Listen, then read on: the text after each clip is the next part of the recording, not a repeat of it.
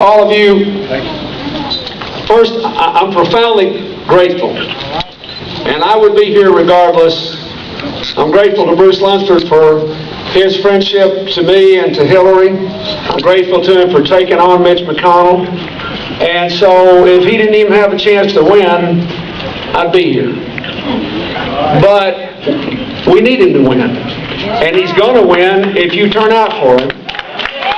And I want to explain to you exactly why this is so important.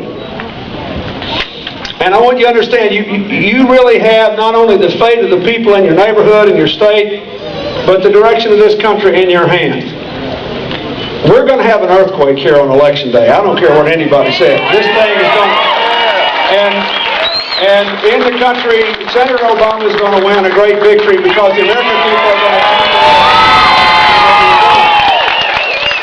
And Hillary was as good as her word, and after the convention she has done over 50 events for him now because we made a campaign to change America and we've got to do it. We don't have any choice. Now here's why we got a chance that we didn't, a better chance to change America than we had even when I was elected.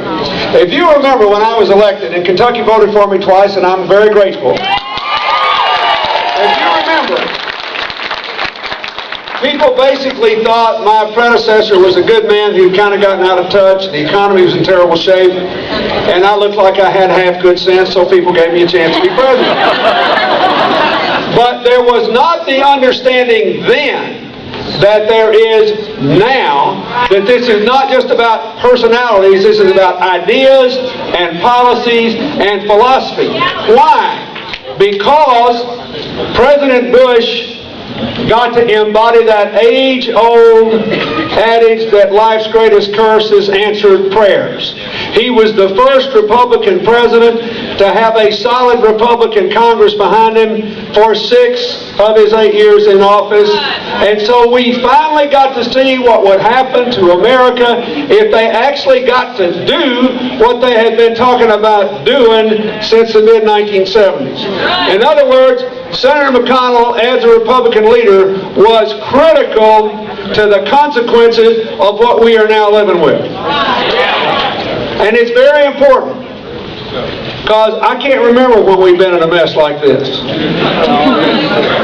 And we were talking about the other day, I want to introduce one other person. I brought my oldest friend in the world and my first chief of staff is President Mac McClarty here. And we are on our way to, give him a hand, we are on our way to Arkansas, where I am going to take my 2 predecessors who were my senators and the current governor. We're going to cover Arkansas, and we're going to win everything there from the top to every county office.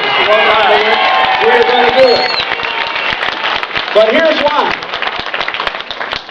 Look here, we had, until this recent collapse, they kept telling us we were having growth.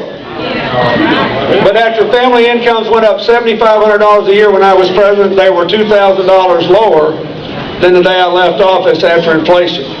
You pay more for health care, more for gasoline, more for utilities, more for everything. Now we're losing all these jobs. Even before this year, we were not going to have more than 5 million jobs in America in 8 years, after 22.7 million when I served. We're now going to be down to 4 million, if that. You cannot run a big country like this with no new jobs. We're losing manufacturing jobs. We gained manufacturing jobs in 6 of the 8 years I served. I could go through it over and over and over again. It's not just about the personalities, it's about the ideas. They are wrong on the big issues. This is a country that works from the ground up, not from the top down. The top does great when the ground's done fine. This is the ground up country.